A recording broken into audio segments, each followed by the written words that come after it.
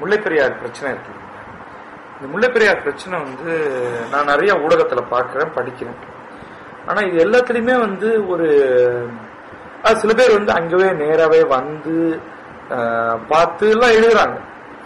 ஆனா பிரச்சனை வந்து அது எல்லாத்தையும் தாண்டின ஒண்ணுன்னா அதோட நிஜமான ஆழத்துக்கு போய் தெரிஞ்சுக்கணுங்கிறதுக்காக தான் வந்து இந்த இதை நாங்கள் வந்து கிழக்கு பாட்காஸ்ட் அப்படின்னு சொல்றோம். இந்த கிழக்கு பாட்காஸ்ட்ல வந்து கிழக்கு பதிப்பகத்துல புத்தகங்கள் எல்லாம் எழுதுறதெல்லாம் அந்த அது சார்ந்து நம்ம பண்ணிட்டு இருக்கோம். அது நீங்க வந்து முல்லைப்பெரியார் பத்தி சில ஆண்டுகளுக்கு முன்னாடி ஒரு புத்தகம் எழுதினீங்க. அதுக்கப்புறம் தொடர்ந்து விவசாயம் பத்தி நிறைய எழுதிருக்கீங்க. ஏன்னா நீங்க வந்து அடிப்படையில ஒரு விவசாயி. ஸோ உங்களுடைய பார்வையிலிருந்து எனக்கு முதல்ல ஒரு விவசாயியாக இந்த முல்லைப்பெரியார் நீர்ல விவசாயம் பண்றீங்க அப்படின்னு சொல்லலாம் இல்லையா? சோ இந்த முல்லைப்பெரியார்ல இருந்து வர்ற நீர்ல விவசாயம் பண்ற ஊரோடி வீரகுமார், நீங்க எனக்கு முதல்ல நம்ம முல்லைப்பெரியார் பத்தியே பேச வேண்டாம், உங்க விவசாயத்துல இருந்து பேச ஆரம்பிக்கும். நீங்க என்ன விவசாயம் பண்றீங்க? என்னுடைய அடிப்படை எங்க பொதுவா நிலப்பரப்பு தேனி மாவட்டம் வந்து ஒரு பள்ளத்தாக்கு பகுதி, சரி, மலை சூழ்ந்த ஒரு பகுதி. ஏறக்குறைய 3.25 பக்கம் மலை, அந்த மலைக்கு நடுவர் ஒரு சின்ன பள்ளத்தாக்கு தேனி மாவட்டம். நீங்க சாதாரணமான மக்கள் வரும்போது எப்ப பச்சை பசைன்னு ஒரு பச்சை போர்வை போர்த்தின மாவட்டம் ஏன் இவ்வளவு செழிப்பா இருக்குன்னு எல்லாரும் யோசிப்பாங்க. அதுக்கு 100% உண்மையான காரணம் முல்லைப்பெரியார். இப்ப முல்லைப்பெரியாறு இல்லைன்னா என்ன ஆயிருந்து? இல்லாத காலத்துல சரித்திரத்தை பின்னோக்கி போவோம். பின்னோக்கி போகும்போது சேதுபதி மன்னர் காலத்துல அப்ப வந்து ஒருங்கிணைந்த பாண்டிய மண்டலமா இருக்கும்போது மிக வறட்சியை சந்தித்த பகுதி. ஏன்னா ஒரு முழுமையான மழை மறைவு பிரதேசம், ரெயின் ஷேடோ ரீஜன். அரபிக்கடல இருந்து வரும்போது மழை வரும்போது இந்த மழை தடுத்துக்கிறது, சரி, கிழக்கே இருந்து மழை வரும்போது மழை தடுத்துக்கிறது. சோ மழை வந்து இந்த மலை பிரதேசங்கள்ல மோதி அங்க கொட்டிருது ஒழிய இதுக்கு வறண்ட காற்று மட்டும் இந்த பகுதிக்கு வருது. அந்த காலகட்டத்தில் மனிதர்கள் வாழக்கூட கஷ்டப்படுற ஒரு ஜோன், ஒரு இடம். அந்த இடத்துல இருந்த ஒரே ஒரு நீர்வள ஆதாரம் வந்து வைகை. வைகைங்கிறது வருசநாடு ஆண்டிவெட்டி மலைத்தொடர்ல உற்பத்தியாக ஒரு நதி. அது ஜீவ நதி இல்லை. இப்ப வைகை நதியிலிருந்து தண்ணி உங்களுக்கு வரவே வராது. தேனி மாவட்டத்துல பாயுது, அது ஜீவ நதி இல்லை. சரி, மழைக்காலத்துல மட்டும் மாபெரும் வெள்ளப்பெருக்கு. அதனுடைய முழு பயனுமே கீழ் மாவட்டம் ராமநாதபுரம் மாவட்டங்களுக்கு அதிகம் பயன்படுது. வெள்ளத்தை சேமிக்கின்ற வசதி ராமநாதபுரம் மாவட்டத்தில் இருந்ததுடைய தேனி மாவட்டத்து மக்களுக்கும் மதுரை மாவட்டத்து மக்களுக்கும் கம்மியா இருந்தது. அந்த காலகட்டத்தில் சேதுபதி மன்னர் என்ன செய்யறாரு, தண்ணியை நிரந்தரமா கொண்டுறதுக்கு வழி இருக்காருன்னா அவருடைய அமைச்சர் முத்தூர்ல மக்களை அனுப்புறாரு. அவர் அப்ப இது இந்த மாதிரி எல்லாம் வசதிகள் இல்லாத காலம், நடைபயணமாவே வைகை வழியாவே நடந்து போகும்போது மூல வைகையை தாண்டி மலை ஏறுறாரு. ஏறும்போது ஒரு நதி வீணா மேற்கு நோக்கி பாய்றத பாக்குறாரு. அப்ப இது மாதிரி ஒரு நம்ம எல்லை கிடையாத காணும். வல்லான் வகுத்ததே வாய்க்காலுங்கிற மாதிரி அவங்க இடம் அவங்க எல்லை. அதுக்கு வந்து அந்த மண்ணின் மைந்தர் யாருன்னா பூஞ்சாறு சமஸ்தானம். அவருக்கு வந்து அந்த இடம் அவருக்கும் தெரியாத இடம், ஒரு அடர்ந்த வனம், மிருகங்கள் நிறைந்த வனம். இன்னைக்கும் அது வந்து டைகர் ரிசர்வாயர். அந்த இடத்துல ஒரு நதி உற்பத்தியாகி வீணா மேற்கு நோக்கி போகிறது. இந்த நதியை திருப்பலான்னு அவர் திட்டமிட்டார். அந்த திட்டம் இடலைனாலும் இந்த மொத்த தேனி மாவட்டம் தமிழ்நாட்டின் பாலைவனம். யாருக்காவது பாலைவனம் காட்டுறோம்னா முன்காலத்தில் தேனி மாவட்டத்துக்கு இன்னும் பாருங்க மணல்சாரியான நிலங்கள் தான் ஜாஸ்தியா இருக்கும். இந்த வறண்ட காற்று வந்து மணலை வந்து சாண்ட் டூன்ஸ் சொல்லுவாங்க இல்லையா, இன்னைக்கு இருக்குது. அது வந்து மண் படிவுகள் வந்து பாறையாத அளவுக்கு மண் படிவுகள் கல் தோண்டி மண் தோண்டா காலத்துல இருக்கு. இப்ப வந்து நீங்க என்னெல்லாம் விவசாயம் பண்றீங்க? இப்ப தேனி மாவட்டத்துல முப்போகம் முல்லைப்பெரியாருக்கு அப்புறம் நெல் விளைந்தது. ஏன்னா வெர்ஜின் லேண்டா இருந்தது ஒரு 100 வருஷத்துக்கு முன்னாடி வரைக்கும். இது வந்து வெப்ப கோடி காலமா ஒரு நல்ல விவசாய நிலங்கள், புது நிலங்கள். புது நிலங்கள் போது பொன் விளையும். எவ்வளவு அளவுக்கு வெர்ஜினிட்டி இருக்குதோ அந்த அளவுக்கு நிலத்துல வந்து விவசாயம் கொடுக்குறாங்க. அடிப்படையான விவசாயம் வந்து நெல் தேனி மாவட்டத்துல. அடுத்து இப்ப சர்க்கரை ஆலை வந்த பிறகு கரும்பு, வாழை. இன்னைக்கு பெங்களூர்ல இருக்கிற வாழைப்பழத்துல 40% தேனி மாவட்டம் மிகப்பெரிய காய்கறி உற்பத்தி மாவட்டம். சரி, அதாவது இந்த நிலங்கள் வந்து உங்களுக்கு தெரியும், வெட்லேண்ட்ங்கிறது நஞ்சை நிலம், அடுத்து தோட்டக்கால் நிலம், காட்டன் லேண்ட். இந்த வெட்லேண்ட்ல நெல் விளையுது. இந்த நீர் வந்து ஊற்றெடுக்கிற பகுதியில் தோட்டக்கால் நிலம் உருவாச்சு. இந்த தோட்டக்கால் நிலத்துல காய்கறி பயிர்கள், திராட்சை, மிக சிறப்பான திராட்சை, ஒயின் தயாரிக்கக்கூடிய தகுதி உள்ள திராட்சை கம்ப பள்ளத்தாக்க விளையுது. சரி, இந்த திராட்சைகள்லாம் விளையுது. ஏறக்குறை அங்கே விளையாத பயிர்களை இல்லைன்னு சொல்லலாம். ஒரு எல்லா விதமான டோபோகிராபி, எல்லா விதமான பருவ சூழ்நிலை இருக்குது ஒரு நிலம். என்ன அது ஆச்சரியம்னா, பொதுவா வந்து தமிழ்நாட்டை பத்தி பேசுறப்ப தஞ்சை மாவட்டத்தையும் தான் வந்து நெற்களஞ்சியம் அப்படியே பூத்து குலுங்கும், அதாவது ஒரு வளமையான பூமின்னு சொல்லுவோம். இப்ப நீங்க சொல்றத பார்த்தா முல்லை பெரியாருக்கு பிறகு உண்மையில தமிழ்நாட்டின் மிக வளமையான பகுதின்னு பார்த்தா தேனி தான் சொல்லுவோம். காரணம் என்னன்னா, இன்னும் நிலம் மாசுபடவில்லை, நீர் மாசுபடவில்லை. ஆமா, நீங்க தஞ்சாவூர்லாம் வந்து உங்களுக்கு 1000 ஆண்டுகளுக்கு மேலாக எத்தனை ஆலைகளை தாண்டி வருது. மேட்டூர்ல தேனி மாவட்டத்தில் இறையர்கள் தான் சொல்லணும். இன்னைக்கு வரைக்கும் ஒரு ஆலை கூட முல்லை பெரியார் தன்னுடைய கழிவை கலக்க முடியும். எந்த ஒரு சாக்கடையும் அங்கே போய் சேரல. சிங்கார சென்னை போல எந்த சாக்கடையும் சேரலைங்க. எந்த தொழிற்சாலை கழிவு இல்ல, தோல் தொழிற்சாலை இல்ல. சரி, ஓடுற ஆற்று தண்ணி அள்ளி குடிக்கலாம். மினரல் வாட்டர் ரோட்ல போயிட்டு இருக்கு. அந்த அளவுக்கு ஒரு சுகாதாரமான தண்ணி. சரி, இப்ப இந்த முல்லை பெரியார் தண்ணி தேனி மாவட்டத்துக்கு வழியா வந்து 5 மாவட்டங்கள், தேனி மாவட்டம், அடுத்து மதுரை மாவட்டம், மதுரை, பழைய ராமநாதபுரம் மாவட்டம், இப்ப சிவகங்கை, விருதுநகர், ராமநாதபுரம், ராமநாதபுரத்துக்கு போய் கடல்ல கலக்குது. முல்லை பெரியார் வந்து திசை திருப்பப்பட்ட ஒரு புதிய நதி. ஆமா, மூல நதி வந்து வைகை. சரி, அது வந்து தேனிக்கு அடுத்து போய் வைகையில கலந்துருது முல்லை பெரியார். ஓகே, முல்லை பெரியார் நேரா கடல்ல போகல, முல்லை பெரியார் திருப்பி வைகையில தான் போய் சேர்ந்துருது. ஒரு இணையான மலையில இருந்து 2 நதிகளும் புறப்படுகிறது. சரி, இது ஒண்ணு வந்து இப்படி வந்து வளைஞ்சு வந்து திருப்பி வைகை அணைன்னு ஒண்ணு இருக்குது. ஆமா, அந்த வைகை அணை வந்து காமராஜர் காலத்துல அந்த அணையில சேர்ந்து அப்புறம் வந்து இயற்கையா அந்த வைகையா மாறிடுது. சரி, முல்லையாறு ஒண்ணு, பெரியாறு சேர்ந்து முல்லை பெரியாறு, சுருளியாறும் அதுல இணைஞ்சிருது, சுரங்கனார் அருவி வருகிறாரு. சரி, இது ஒவ்வொரு சின்ன சின்ன நதிகள். சரி, இந்த காட்டுப்புறம்பு கூட எல்லாம் சேர்ந்துட்டு எல்லாம் ஒண்ணு சேர்ந்து முல்லை பெரியாறு மாறுது. பட் முதல் ஆதாரம் முல்லை பெரியாறு. ஏன்னா அது பெரணியல் ஜீவநதி. என்ன காரணம்னா, ஜூன் 1ஆம் தேதி ஆச்சுன்னா கேரளால மழை ஆரம்பிச்சு. ஆமா, அது யாருக்காகவும் காத்திருக்கிறது. ஏன்னா அவங்களுக்கு உள்ள ஒரு கொடுப்பனை. தேனி மாவட்டம், நம்ம மதுரை மாவட்டம், இந்த தமிழ்நாட்டுல கிடையவே கிடையாது. ஆமா, எப்ப மழை வரும்னு ரமணன் சொன்னா தான் வருது. அவர் எப்ப வந்து டிப்ரெஷன் வருதுன்னு சொன்னா தான் மழை வருது. ஆமா, ஆனா கேரளால யாருக்கும் சொல்ல வேண்டாம். 1ஆம் தேதி இடம் குறை எடுத்து கிளம்பில அந்த கரெக்டா பருவமழைக்கு ஒரு 2 நாள் முன்ன பின்னதான் இருக்க ஒழிய இது வரைக்கும் எய்த்ததே இல்லை. அவங்க வந்து இந்த அவங்களுக்கு வந்து மேற்கு இருக்கு, அவங்களுக்கு மேற்கு, நமக்கு மேற்கு, அவங்களுக்கு கிழக்கு இருக்கிறது இந்த வெஸ்டர்ன் காட்ஸ். ஆமா ஆமா, அதுல இருக்கிற இந்த கிரீனரி ஃபாரஸ்ட வந்து அவங்க தங்களுடைய உயிரா பாதுகாக்கிறாங்க. கேரளா வனத்துறை, அதுல தமிழக வனத்துறையை விட அவங்க முன்னால்தான் இருக்காங்க. அவங்களுக்கு அது உயிர் நாடி. சரி, அதுல நல்ல மலைகளை இருக்கிறதுனால நல்ல மழை பொழிவு இருக்குது. முல்லை பெரியாறு கண்ணமூடி கண்ணத்திறக்கணும் நிறைய இருக்கு. அந்த தண்ணி வருது, இவ்வளவு நாளா பயனாயிட்டு இருக்கு. டிஸ்பியூட்டுக்குள்ள நம்ம அடுத்து போவோம். முதல்ல எனக்கு இன்னும் கொஞ்சம் உங்க மக்களை பத்தி, இப்ப இந்த தண்ணி வந்ததுனால கடந்த 100 வருடத்துல உங்க மாதிரியான விவசாயிகள் வாழ்க்கை எப்படி மாறி இருக்கு? 100 வருடத்துக்கு முன்னாடி ஒரு கிராமம், பேரே சொல்லலாம், பாலார்பட்டிங்கிற ஒரு கிராமம். அந்த கிராமத்துல ஆண்டின்னு ஒரு தம்பி இருக்கிறாரு. அவர் ஒவ்வொரு தை 1ஆம் தேதியும் பெண்ணிக்கு பொங்கல் வைக்கிறாங்க அந்த கிராமத்துல. ஏன்னா ஜனவரி 15 கர்னல் பெண்ணிக்கு பிறந்த நாள்.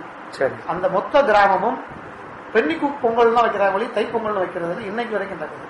ஏன்னு கேட்க போயிருந்த அவர் சொன்னார் ஒரு வார்த்தை, எங்க கிராமத்துல இந்த தண்ணி வர்றதுக்கு முன்னாடி முழு நேர தொழில், வெக்கத்தை விட்டு சொல்றேன், திருடு வரலாம். எங்களுக்கு தொழில் திருட்டு, எங்கேயா போய் தேடி வர்றதா எங்களுடைய குலத்தொழிலா இருந்தது.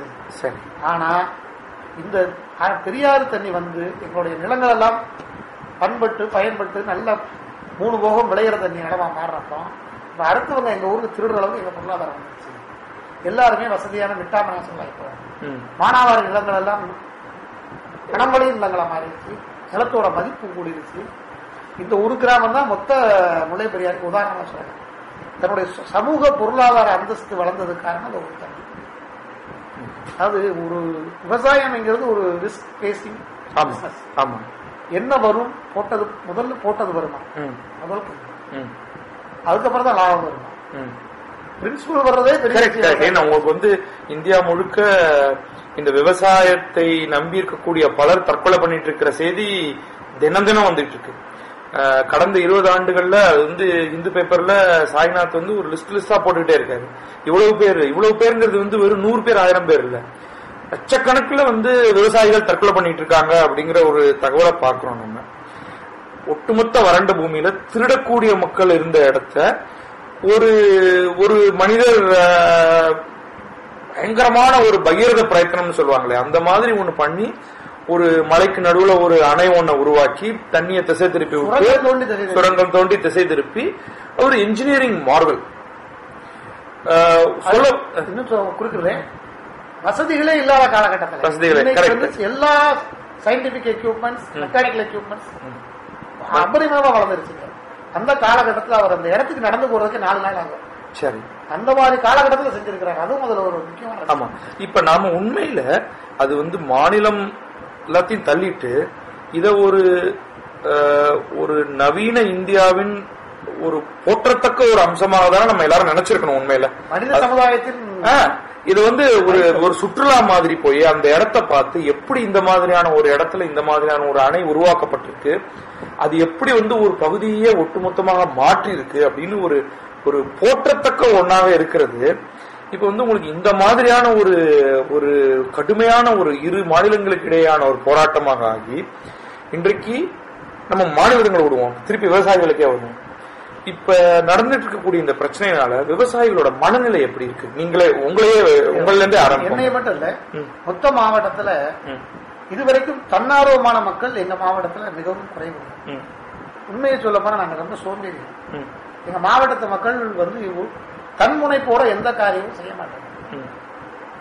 தமிழ்நாடே விவசாய இயக்கத்தில் ஈடுபட்டு பச்சைத்துண்டு போர்த்தி மின்சார கட்டணம் கட்ட மாட்டோம், கட்ட வேண்டி போராட்டம், துப்பாக்கி சூடெல்லாம் நடந்த காலத்துல தேனி மாவட்டம் மிக அமைதியா இருந்தது.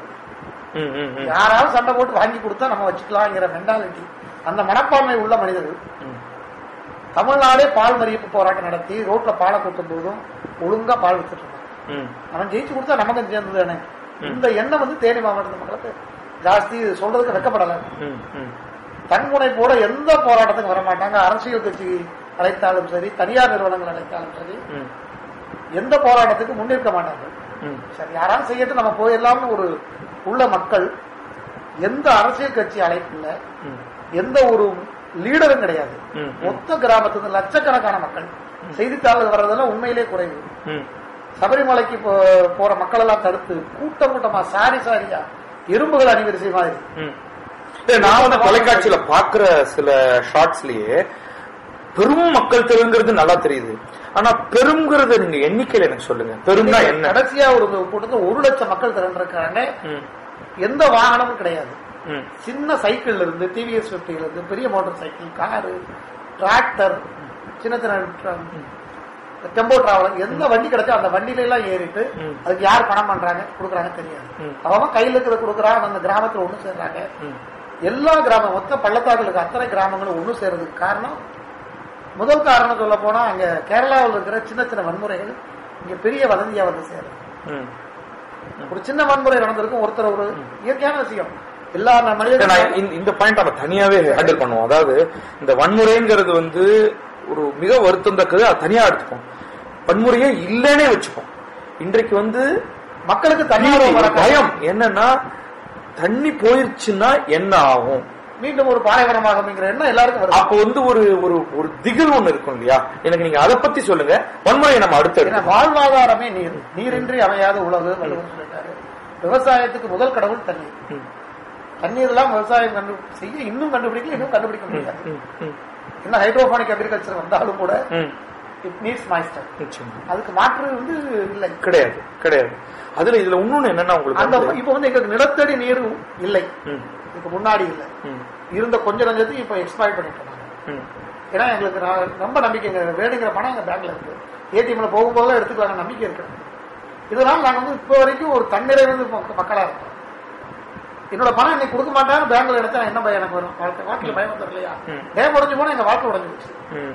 மொத்த வாழ்வின் ஆதாரமே போனது. விவசாயம் பண்ணாங்க. எங்களுக்கு வேற தொழில் இல்லாத ஒரு மாவட்டம், வேற எந்த வளர்ச்சியும் வேற எந்த தொழில் வளர்ச்சியும் இல்லாத மாவட்டம். முதலையும் சொன்னேன், அதனாலதான் பொல்யூட்டட் தெரியும். எங்க மாவட்டம் எந்த மாசும் இல்லாம இருக்குது. ஒரு சின்ன குறுந்தொழில், சாதாரண குறுந்தொழில் கூட ஒரு மேற்கு மாவட்டத்தில் ஒரு வளர்ந்த மாதிரி இங்க வளரல. புரியுது. அது ஒரு காரணம். இன்னொன்னு வந்து விவசாயம் சார்ந்த தொழிலும் கூட வளருது. இல்ல, ஏன்னா உங்களுக்கு வெறும் நம்ம வந்து ஒரு 100 ஆண்டு மட்டும்தானே பார்த்திருக்கோம். இந்த எல்லா வளர்ச்சியுமே கடந்த 100 ஆண்டுகள் நடந்தது. 129 வருடம், 130 அணைக்கு பின். அந்த அணை வந்ததுக்கு பிறகும் ஒரு 20-30 வருடம் பாத்தீங்கன்னா நிலத்தை பண்படுத்துறதுலயே உங்களுக்கு போயிருக்கும். சோ உண்மையில மக்கள் வந்து விவசாய நிலத்திலிருந்து பெற்ற பலன்கிறது வந்து கடந்த 100-110 வச்சுப்போம், எப்படின்னா வச்சுப்போம். இப்ப வந்து கண் பார்வை இல்லாத ஒருத்தருக்கு திடீர்னு கண் பார்வை வந்துட்டு திருப்பி அதை பறிச்சுக்கிற மாதிரியான ஒரு 100% உண்மையான வீதி தானே இப்ப மக்களுக்கு அங்க இருக்கும். ஒரு பழக்கம் கொடுத்தவனே பறிச்சுக்கிட்டாங்க. அது புரியுது. அது ஏன் வந்து மக்கள் இவ்வளவு கோபத்தோட வராங்க அப்படின்னு. இப்ப நீங்க வந்து உங்களை மட்டும் இல்ல, உங்களை சுத்தி உங்களை மாதிரியா இருக்கக்கூடிய விவசாயிகள் அந்த பகுதியில் இருக்கிற அத்தனை பேரும் இந்த பிரச்சனை எப்படி பார்க்கறீங்க? அதாவது கேரளா முல்லைப்பெரியாறு அணை வலுவற்றது, முல்லைப்பெரியாறு அணை மாற்றப்பட வேண்டும், வேற ஒரு அணை கட்டப்பட வேண்டும் அப்படின்னு சொல்றத நீங்க அறிவுபூர்வமால வேண்டாம், உங்க மனசுல பட்டில் படுறதே இல்லை. ஒரு விஷயம், முல்லைப்பெரியாறு அணை வலுவில்லைன்னு சொன்னா கரிகாலன் கட்டிய கல்லணை என்ன போறது? யாரோ அதுக்கு முன்னாடி அவுரங்கசீப் கட்டின தாஜ்மஹால், ஷாஜகான் கட்டின தாஜ்மஹால் எத்தனை சரித்திரம். சீனாவில் போய் பார்த்தேன், சீன நெடுஞ்சுவர் யார் கட்டினதுனே தெரியாது, இன்னும் அது கற்பகோடி காலத்துக்கு இருக்க போல. அது மாதிரி வலுவான ஆர்கிடெக்சர் இருந்தது. இன்னைக்கு விஞ்ஞானத்தின் வளர்ச்சியில் செய்யறது மட்டும்தான் சரிங்கிறது தவறான வாதம். முன்னோர்கள் மூடர்கள் அல்ல. இன்னைக்கு விஞ்ஞானத்தின் வளர்ச்சியில் கான்கிரீட் தான் கரெக்டான டெக்னாலஜி யாரும் சொன்னாங்க.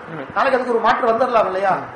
இல்ல, உண்மையா நான் கேள்விப்பட்டது வரைக்கும் ஒரு எனக்கு என்னுடைய ஒரு அறிவியல் பின்னணியிலையும் கான்கிரீட்டுக்கு வந்து லைஃப்ங்கிறது 100 வருடம் தான். 65 வருடத்திலேயே அதோடைய வலு இழக்க ஆரம்பிச்சோம். சுண்ணாம்பு சில 100 ஆண்டுகளாவது இருக்கும். களிமண் 1000 ஆண்டுகள் இல்லாம தாண்டி இருக்கக்கூடியது அப்படின்னு தான் நான் படிச்சிருக்கிறது. சோ இன்னைக்கு வந்து கான்கிரீட்டை போய் ஒரு பெரிய அளவுல ஒருத்தர் முன்வைக்கிறாங்கன்னா இது போன்ற ஒரு அதை விட அதிகமான நாள் தாங்கக்கூடிய ஒரு சுண்ணாம்பு இருக்கிறப்ப அதுக்கு அறிவியல் பேசிஸே கிடையாது. சுண்ணாம்புங்கிறது கூட ஒரு பெண்ணிக்கு செஞ்சது சாதாரணமா செய்யல. அந்த சுண்ணாம்பு கூட கடுக்காய், அப்புறம் சில இருக்கக்கூடிய மலைபடு பொருட்களை எல்லாம் போட்டு சுண்ணாம்பு அரைச்சி அன்னைக்கு தேதியில மிக உயர்ந்தபட்ச தொழில்நுட்பத்தை பயன்படுத்தி செஞ்சிருக்காரு. இதுக்கு முன்னோடி மதுரை திருமலை நாயக்கர் மகள். அங்க போனீங்கன்னா அந்த தூணை வந்து கட்டி பிடிக்க முடியாத அத்தனை பெரிய தூண்கள் இன்னும் அந்த விதானங்களை தாங்கி நிற்கிறது. இதெல்லாம் எங்க சாத்தியம்? அது விழுந்துட போகுது. தமிழ்நாட்டில் அது பக்கத்துல தான் இருக்குது. சரி, இது வந்து எத்தனை மான்யூமெண்ட்ஸ் நீங்க பாருங்க. ஆமா, இப்ப வந்து இவங்க என்ன சொல்றாங்க, அணை வலுவற்றது, அந்த பக்கம் உங்களுக்கு வந்து ஏதோ ஒரு விதத்துல நிலநடுக்கம் ஏற்பட்டதுன்னா உடஞ்சு போயிடும். இது உடஞ்சு போனா இது வந்து பாயிண்ட் பை பாயிண்டா அவங்க சொல்றாங்க. கேரளா அரசு சொல்லியிருக்கு, அதுக்கு எதிர்த்தாப்புல உங்களுக்கு தமிழக அரசு சொல்லியிருக்கு. இது கோர்ட்ல கேஸ் நடந்துகிட்டு இருக்கு. ஆனா இதோடைய அடிப்படையில மாநிலங்கள் கவனிக்காம இருக்கிறது ஒரு இவ்வளவு லட்சம் மக்களுடைய வாழ்வாதாரம்.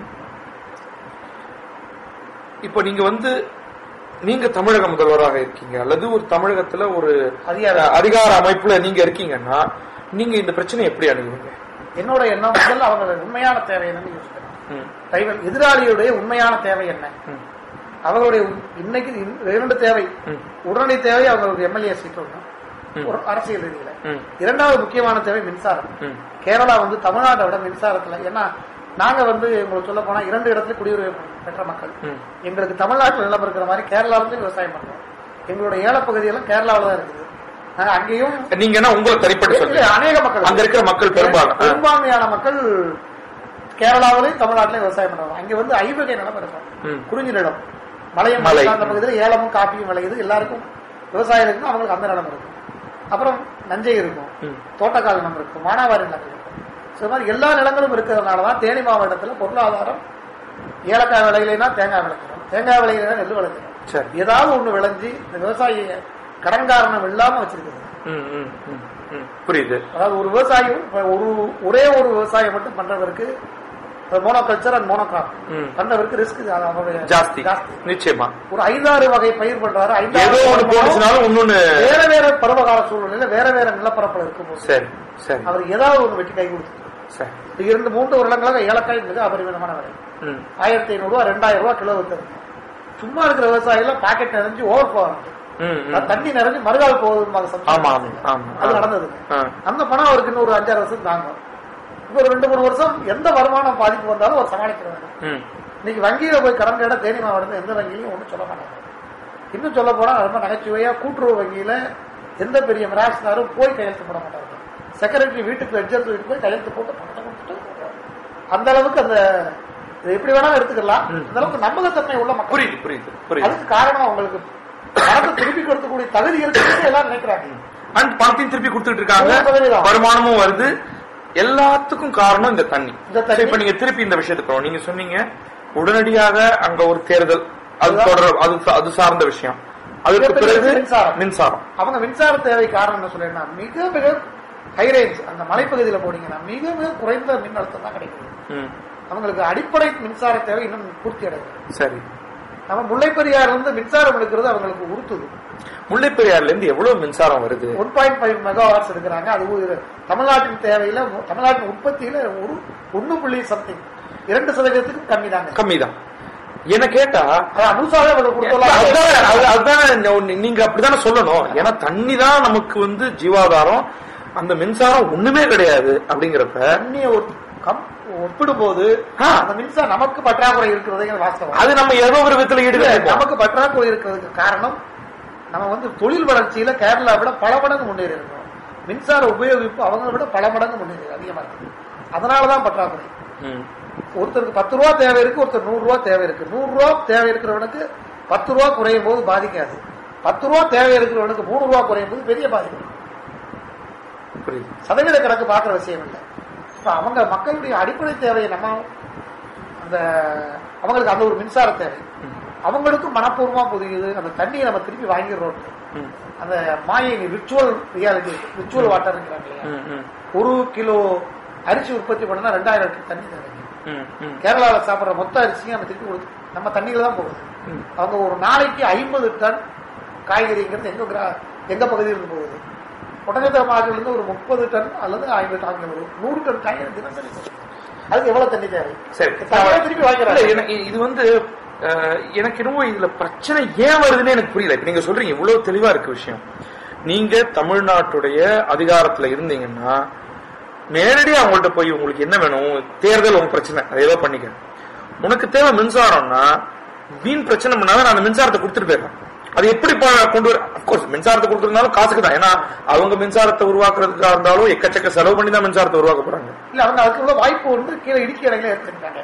இடுக்கி அணைங்கிறது முல்லைப்பெரியார் வந்து 48 கிலோமீட்டர்ல கீழே இருக்கிற அணை. சரி, அந்த அணையில வந்து இந்த தண்ணி போய் இதோட ஓவர் ஃப்ளோ ஆன மறுகால் தண்ணி போய் சேர்ந்து அங்க இருக்குது. ஆனா நான் கேள்விப்பட்ட வரைக்கும் அவங்க எதிர்பார்த்த அளவுக்கான மின்சாரம் அதுல உருவாக்க முடியல. தண்ணீர் பற்றாக்குறை. சரி, அவங்களுக்கு சரி அவங்களுக்கு வந்து தண்ணீர் வந்து அவங்களுக்கு விவசாயத்துக்கான பொருள் அல்ல. ஏன்னா கேரளாவில் ஒரு சுறுசுறுப்பான விவசாயம் எங்கேயுமே பார்க்கல. அவங்களுடைய மொத்த விவசாயம் அடுக்கலையை நோக்கிய விவசாயம், கிச்சன் பேஸ்ட் அக்ரிகல்ச்சர். சரி, அவங்களுக்கு என்ன வேணும்? ஒரு 10 கப்பச்செடி, 10 கிழங்கு செடி, ஒரு 10 காய்கறி செடி இருந்தா அவங்களுக்கு போதும். புரியுது. பரந்த பரப்புல ஒரு லைவ்லிஹுட், ஒரு இயற்கையான விவசாயம் பண்றதில்லை. அவங்களுடைய பெரும்பான்மையான விவசாயம் ரப்பர். ரப்பரோட நோக்கம் பணம். பணத்தை நோக்கிய விவசாயம் தான் பண்றாங்க. ஆனா தமிழகத்துல பணத்தை நோக்கிய விவசாயமும் இருக்குது. அதை தவிர ஆமா நீங்க பொதுப்படையான விவசாயம் எல்லாமே புரியுது, நல்லாவே புரியுது. இப்ப வந்து அது நேரடியாவே பேசி முடிச்சிடலாமே. ஏன் வந்து இந்த மாதிரி? அதே மாதிரி நீங்க வந்து கேரளா சார்பில இருந்து பாருங்களேன். இந்த ஒரு ஏன்னா நம்ம பெரும்பாலான பிரச்சனைகள் நம்ம வந்து அடுத்தவர் சைட்ல இருந்து பார்க்காம இதுதான் என்னோடது, இதுதான் நான் தமிழக மக்களின் உரிமை, உண்மை புரியுது. ஆனாலும் ஏதோ ஒரு விதத்துல நாம வந்து கேரளா இதுக்கு முந்தைய அதாவது பிரிட்டிஷ் அரசாங்கமும் திருவாங்கூர் மகாராஜாவும் போட்ட ஒப்பந்தம் தேவையில்லாம நான் ஒருவருடைய கட்டுரையில படிச்சேன். இந்த அக்செஷன் இந்தியாங்கிற நாடு வர்ற சமயத்துல அதற்கு முன்னாடி யாரோட போட்டு இந்த சட்டம் எல்லாமும் நல்லிஃபை ஆயிடும், அதனால வந்து இவங்க 2 பேருக்கு இடையில போட்ட சட்டம் செல்லாது. இதெல்லாம் பைத்தியக்காரத்தனமா இருக்கு. அப்பனா வந்து இப்ப மக்கள் இல்லாம போயிடுவாங்களா? அதற்கு பிறகு 1970கள்ல இல்லாம போயிருமா? அது வாதத்தை எடுத்து வைக்கக்கூடிய எனக்கு என்ன ஒரு வருத்தமான நிகழ்வுன்னா, இப்ப நம்ம பேசுறோம் இத, நான் முதல்லயே உங்கள்ட்ட கேட்கறதே கேரளாவுடைய பார்வையிலிருந்து நீங்க பாருங்க இதை அப்படின்னு உங்கள்ட்ட அதான் அடுத்து சொல்ல போறேன். அங்க இருக்கிறவங்க தமிழக விவசாயிகள், தேனி மாவட்ட விவசாயிகள் பார்வையில இதை பார்ப்போம்னு யாராவது அங்க பேசியிருக்காங்களா? பேசுற மாதிரி தெரியுதா? அது என்ன இல்ல, பொதுவாகவே இது வந்து உணர்வு பூர்வமான போராட்டமா இருந்துச்சு. அறிவு பூர்வமா சிந்திக்கிறவர்கள் இயற்கையாவே குறைஞ்சு போயிடுறாங்க. உணர்ச்சிகளுக்கு முக்கியத்துவம் கொடுக்கும் போது அறிவு வலிங்கிறோம். இயற்கையான விஷயம். எந்த தலைவர்களுமே இதுல ஈடுபடல. இன்னைக்கு அரசியல் தலைவர்கள் வந்து யாரும் முன்னணியில வர்றதுக்கு மக்களே அனுமதிக்கிறது இல்லை தமிழகத்துல. ஏன்னா இப்ப வரைக்கும் அரசியல் தலைவர்கள் பேச்சை கேட்டு கெட்டு போனது போதுங்கிற ஒரு எண்ணம் வந்துடுதுங்க. இது ஒரு நல்ல எண்ணம். ஆனா கேரள மக்கள் வந்து மெத்தப்படுத்தவர்கள், அதிக படிப்பாளிகள், அதிக சிந்தனாவாதிகள். அவங்களுக்கும் இந்த உணர்வு தான் வருது, உணர்ச்சி தான் வருது. அது ரொம்ப வருத்தமா இருக்கு. இப்ப நம்ம உங்களை விடுவோம். இப்ப நம்ம திருப்பி வந்து கேரளா பார்வையில இருந்து நீங்க பாருங்க. நீங்க வந்து ஒரு கேரளா பகுதியில் இருக்கக்கூடிய ஒரு சாதாரண மனிதராவோ அல்லது ஒரு அரசியல்வாதியாவோ, சின்ன உதாரணம் உங்களுக்கு தெரியும், VH கிருஷ்ணய்யர் அவ்வளவு பெரிய மாமனிதர். ஆமா, அவருக்கு இணை இல்லை மனிதநேயத்துல. அவரும் முல்லை பெரியாருக்காக கைகோத்து நிற்கிறாரு. அப்புறம் என்ன போச்சு, அவர் அவ்வளவு பெரிய படிப்பாளி, அவ்வளவு பெரிய மனிதர். அவரும் முல்லை பெரியார் இடிக்கணும் நிக்க போகுது. ஒரு நடுநிலையா நிக்க வேண்டிய மக்களும் எனக்கு இந்த விவகாரத்துல மிகப்பெரிய சிக்கலா நான் பாக்குறது. இப்ப நான் வந்து பொதுவாகவே நம்முடைய, அதாவது தமிழகத்தின் பக்கத்திலிருந்து வரக்கூடிய விவாதத்துல ஏதாவது குறைபாடு இருக்கா, நாம ஏதோ கவனிக்க விட்டுட்டோமா, இல்ல நாம வந்து அவங்கள, அதாவது கேரளாவுடைய பக்கத்துல இருக்கக்கூடிய நியாயத்தை பார்க்க விட்டுட்டோமான்னு நான் பார்க்க முயற்சி பண்றேன். ஆனா அந்த கேரள தரப்புல இருந்து இத பார்க்க, அதாவது ஒரு நடுநிலை அல்லது தமிழக தரப்புடைய நியாயம் என்ன, அங்க இருக்கிற இவ்வளவு அறிவுஜீவிகள், இவ்வளவு எழுத்தாளர்கள், இவ்வளவு நீதிபதிகள், இவங்கெல்லாம் என்ன பண்றாங்கிறது ரொம்ப வருத்தமா இருக்கு. இப்ப திருப்பி நம்ம வந்து ஒரு பக்கம், நம்ம கேரளா பக்கத்துல இருந்தே பார்ப்போம். இப்ப கேரளா பக்கத்துல இருக்கிற மக்களுக்கு பீதி ஊட்டப்படுகிறதோ இல்லையோ, அங்க இருக்கிற கிரவுண்ட்ல இருக்கக்கூடிய மக்கள் நிஜமாக என்ன நினைக்கிறாங்கன்னு நீங்க முதல் விஷயம், இந்த முல்லை பெரியாறு 8000 ஏக்கர் அந்த இப்ப இருக்கிற நிலப்பரப்பு, அது பழையபடி 146க்கு மேல போகும்போது டூரிசம் இம்பார்ட்டன்ஸ்ல அங்க சுத்தி குடியிருந்ததெல்லாம் கட்டியிருக்கிறாங்க. யாரு கட்டியிருக்காங்க? மலையாளிஸ் தான். அவங்களும் தமிழர்கள் முதலீடு இல்லை, அந்த முதலீடுகள் எல்லாம் பாதிக்கப்படும் அப்படின்னு ஒரு எதிர்பார்க்கிறாங்க. அதுல கொஞ்சம் உண்மை இருக்குது. ஆனால் அதையும் தாண்டி சுற்றுலா வருமானம் வருவதற்கு வாய்ப்பு இருக்கிறது. இல்ல, முதல்ல இதே பார்ப்போமே. இந்த அதாவது 142 இருந்து 136 அடியாக குறைத்த போது மொத்த அணையுடைய கொள்ளளவு 155 அடி. பெண்ணிக்கு முடிவு செஞ்சது 152 அடி. இப்ப வந்து இடைக்கால தடையில் நம்ம வாங்கினது 146, 142. ஆனா 36 தான் இப்ப தேக்குறாங்க. அதான் அவங்க வந்து 120க்கு கீழே குறைக்கணும் அப்படின்னு சொல்றாங்க. தெரியணும் 104வது கிலோமீட்டர் அடியில அந்த சுரங்கம் கிளம்பிடுது. 104 அடி டெட் ஸ்டோரேஜ், அது இருப்பு தண்ணி, அதை யாருமே ஒண்ணும் பண்ண முடியாது. 104 அடி தண்ணி வந்து யாருக்கும் இல்லை. 104 அடிக்கு மேல இருக்கிற தண்ணி தான் அந்த 20 அடி தண்ணிங்கிறது. இந்த 5 மாவட்ட நிலப்பரப்புல இன்னும் ஒரு ஏறக்குறைய ஒரு 40% நிலப்பரப்பு வீணா போகும். ஏற்கனவே போச்சு. இப்ப காவிரி பிரச்சனை இந்த இடத்துல ஒப்பிடலாம். இப்ப காவிரி தண்ணீரை வந்து நம்ம கொடுக்கறது இல்லை, முறையா கொடுக்கறதுல எல்லா சட்டமீறலும் செய்யறாங்க. ஆனால் அந்த காவிரி தண்ணியை அவங்க அத்தனையும் விவசாயத்துக்கு தான் பயன்படுத்துறாங்க. அதனால அங்க அரிசி விளையுது, இந்த அரிசியாவது வாங்கிக்கிறோம். அவங்க அதை மிஸ்யூஸ் பண்ணல. அவங்களுடைய லேண்ட் ஆஃப் ஆபரேஷன், அவங்களுடைய நிலப்பரப்புகளை வந்து அவங்களோட ஆயக்கட்டுகளை வளர்த்துறாங்க. சும்மா இருக்கிற மாண்டியா மாவட்டம், சாம்ராஜ் நகர் மாவட்டம், இதில் இருக்க விவசாய பகுதிகளை கூட்டி வாய்க்கால்களை புதுசு புதுசா உண்டு பண்ணி நிறைய விவசாயத்தை உண்டு பண்ணி அவங்களுடைய வளத்தை கூட்டுறாங்க. தவறு இல்லை, நம்ம நாட்டுக்குள்ளதான் இருக்கு. இவங்க இத்தனை தண்ணியும் வீணாதான் பண்ண போறாங்க. மின்சாரம் எடுத்தோன்னு அரபிக்கடலுக்கு போக போகுது. இவங்க விவசாயம் செஞ்சா விட்டு கொடுத்தது தவறு இல்லை. அவங்களால தண்ணீரை விளங்கிடுவாங்க. அவங்க அத்தனை ஒரு சொட்டு தண்ணியை கூட விவசாயத்துக்கு பயன்படுத்துறதுக்கான வாய்ப்பே கிடையாது மாநிலம். ஆனா தேனி மாநிலத்தை ஒரு சொட்டு தண்ணி கூட வீணாகிறது. அந்த இந்த முல்லை பெரியாறு தண்ணி இதுவரைக்கும் வங்காள விரிகுடால சேர்ந்ததே கிடையாது. புரியுது. ஒரு சொட்டு தண்ணி கூட வங்காள விரிகுடாக்கு போனதில்லை. எல்லாமே ராஜசிங்கம் கண்மாய்க்கு, RS மங்கலம் கண்மாய்க்குள்ளே முடிஞ்சு போயிருது. புரியுது. இவ்வளவு அவங்க வந்து ஒரு சொட்டு தண்ணியை கூட பயன்படுத்த முடியாது. இப்ப கர்நாடகா கூட இது சட்டப்படியான சிக்கல் எல்லாம் இருக்கட்டும், தஞ்சை மாவட்ட பிரச்சனையாக இருக்கட்டும், இரு மாநில கொள்கை, சுப்ரீம் கோர்ட் தீர்ப்பு, அது ஒரு பக்கம். ஒரு சாதாரண மனித பார்வையில் அந்த தண்ணி வந்து வீணாகப்படாது. ஆனா முல்லை பெரியாறு தண்ணி கேரளா அரசாங்கத்துக்கு இது கிடந்தா மின்சாரத்தை தவிர வேற எந்த பயன்படுத்த முடியாது. அண்ட் இதுல கிடைக்கிற மின்சாரம் ஒன்றும் பெரிய அளவு மின்சாரமே இருக்க போறதில்லை. அதாவது ஒட்டுமொத்தமா தேவை புரியுது எனக்கு. அவங்களுடைய தேவை அந்த கேப், அவங்களுக்கு இன்றைக்கு என்ன தேவை, இன்றைக்கு அவங்க என்ன மின்சாரத்தை உற்பத்தி பண்றாங்கிற வித்தியாசம் ரொம்ப ஜாஸ்தியா இருக்கலாம். அவங்களுக்கு அடிப்படை தேவைக்கு தேவை, நமக்கு ஆடம்பர தேவை இல்ல. அதெல்லாமே புரியுது எனக்கு.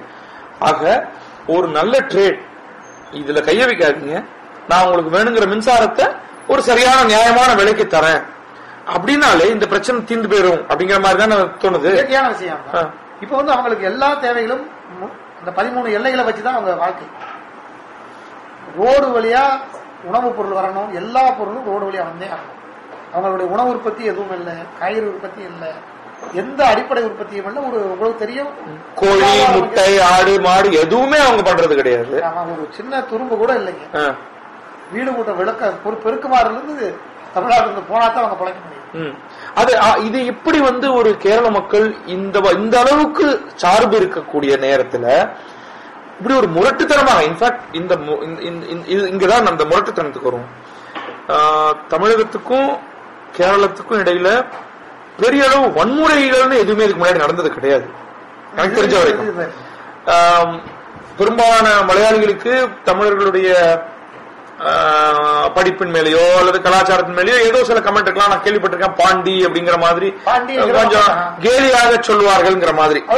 தமிழர்த்தம் சரியான பாண்டி மலத்த மக்கள், அது தப்பு ஒண்ணு இல்லை. ஆனா அது எந்த விதத்துல பயன்படுத்தப்படுதுன்னு. ஆனால் மலையாள மொழிங்கிறது தமிழிலிருந்து பெறப்பட்ட மொழி, ஒரே கலாச்சாரமாக இருந்த ஒரு அமைப்பு 2 மாநிலங்களாக இன்றைக்கு மாறி ஒட்டுமொத்தமாக தமிழ்நாட்டை நம்பி இருக்கக்கூடிய ஒரு மாநிலமாக ஆகியிருக்கக்கூடிய கேரளா இந்த அளவுக்கு கிரவுண்ட் லெவல்ல வன்முறை, அது அப்படின்னா வந்து ஒரு பொறுக்கித்தனமான ஒரு எலிமெண்ட் வந்து எங்கேயோ அடியில வந்திருக்கு. நமக்கு தெரிஞ்ச அங்க இருக்கிற மிக முக்கியமான கட்சிகள் 2 தான். ஒன்னு கம்யூனிஸ்ட் கட்சி, கம்யூனிஸ்டுகள் 2 கம்யூனிஸ்ட் கட்சியும், அவ்வளவுதான். இதுல இந்த முரட்டுத்தனமும் இந்த ஒரு விதமான ஒரு வன்முறைத்தனமும் கேரளால எங்கிருந்து வந்தது, எப்படி வந்தது, அதுக்கு என்ன காரணம்? மீண்டும் ஏலக்காய் தான் சொல்லணும். இந்த ஹைரேஞ்சுங்கிற மேற்கு தொடர்ச்சி மலைகளை விளைகிற ஏலக்காய்க்கு இந்த 3 வருடங்களாக நல்ல பொருளாதார ரீதியில் லாபம். சரி, இந்த லாபம் எல்லாம் தமிழ்நாட்டுக்கு போகிற ஒரு அடிப்படை ஒரு அவங்க அங்க வந்து வேலைக்காய் விவசாயம் பண்றது இல்லையா, சதவீதம் ரொம்ப கம்மி. தமிழர்களுடைய ஆதிக்கம் வந்து இடுக்கி மாவட்டத்தில் மிகப்பெரிய அளவு இருக்கு. இன்னைக்கு தண்ணியினால பாதிப்படைஞ்சா கூட தமிழர்கள் தான். முல்லை பெரியாறுல கீழே இருக்கிற வண்டி பெரியாறு தமிழர்கள் இருக்கிற தமிழர்களுடைய எண்ணிக்கை இங்க வந்து 60%. இந்த 2 பீர்மேடு தாலுகாவிலையும் தேவிகுளம் தாலுகாவில் இருக்க தமிழர்கள் 60%. இவ்வளவு பிரச்சனை நடக்குது பீர்மேடு தாலுகாவில். தேவிகுளம் தாலுகா இன்னும் அமைதியாக இருக்கு. அங்க இருக்கிற மக்கள், என்னோட சகோதரிகள் அங்கெல்லாம் குடியே இருக்கிறாங்க. கேரளால ஒரு சின்ன கிராமத்துல அவங்க 2 நாளைக்கு முன்னாடி தொலைபேசியில் பேசுறது, எங்க ஊர்ல ஒண்ணுமே இல்லப்பா, இருக்குது. அதாவது போடிமெட்டுக்கு வழியா போற பகுதியில இன்னும் பிரச்சனைகளோட தாக்கம் தெரியல. இவ்வளவுக்கு ஒரு 30 கிலோமீட்டர் வித்தியாசத்துல பகுதி மக்களுக்கு இப்போதைக்கு தேவை இந்த கேரளா தமிழக விவசாயிகள் நிறைய நம்ம பணம் பண்ணிட்டு போறாங்களே அங்கிற எண்ணம் அடித்தட்டு மக்களுக்கு இருக்கு. அப்ப இது இன்னும் பெரிய பிரச்சனையா இல்ல தோணுது எனக்கு. அப்ப இத வந்து ஒருத்தர் வந்து ஏத்தி விட்டுக்கிட்டே இருக்கலாம். எந்த ஒரு நான் அரசியல் கட்சின்னு சொல்லல, யாரு ஒரு தனி மனிதர் எப்ப வேணாலும் வந்து பார்ப்பா, நீ வந்து ஏழ்மையில வாடிக்கிட்டு இருக்கிறப்ப அங்க தமிழக விவசாயி நம்ம கொடுக்கற தண்ணியை வச்சுக்கிட்டு அங்கேயும் விவசாயம் பண்றான், இங்கேயும் வந்து மலையிலையும் விவசாயம் போய் தமிழன் தான் பூர்வகுடி. அதாவது நம்ம பூர்வகுடிங்கிற ஒரு விதத்துல தாண்டிட்டோம். இந்த என்னன்னா இன்றைக்கு இந்தியாவில எந்த விவசாயியும் எந்த இடத்துக்கும் போய் செட்டில் ஆகும். இப்ப நான் போய் கேரளாவுக்கு போகலாம், கர்நாடகாவுக்கு போகலாம், வாங்கலாம். ஆமா, அப்படி இருக்கக்கூடிய மேபி இந்த வடகிழக்கு மாநிலங்கள்ல கொஞ்சம் பண்ண முடியாம இருக்கலாம். பட் இந்த பகுதியில உங்களுக்கு இந்த அளவுக்கு பிரச்சனை இருக்கு அப்படின்னா, ஒருவித ஏற்றத்தாழ்வும் தமிழனுக்கும் மலையாளிக்கும் நடுவுல இருக்குன்னா, இதை யாரோ ஒருத்தர் வந்து பயன்படுத்திக்கிட்டு தான் இருப்பாங்க, விட்டுட்டே இருப்பாங்க. ஏன்னா அதுல வந்து ஏதோ ஒரு வித உள்நோக்கம் இருந்துகிட்டு இருக்கும். அது வாக்கு வங்கிகளாக இருக்கலாம், அல்லது மிரட்டுவதன் மூலமாக பணம் பறிக்கிறதா இருக்கலாம், என்ன வேணாலும் இருக்கலாம். கெட்ட வழக்கமா தமிழ் எம்எல்ஏக்கள் தான் 3-2 தொகுதியில வருது. சரி, தமிழர்கள் யாருக்கு ஓட்டு போடுறாங்களோ அவங்க தான் ஜெயிக்க போறாங்க.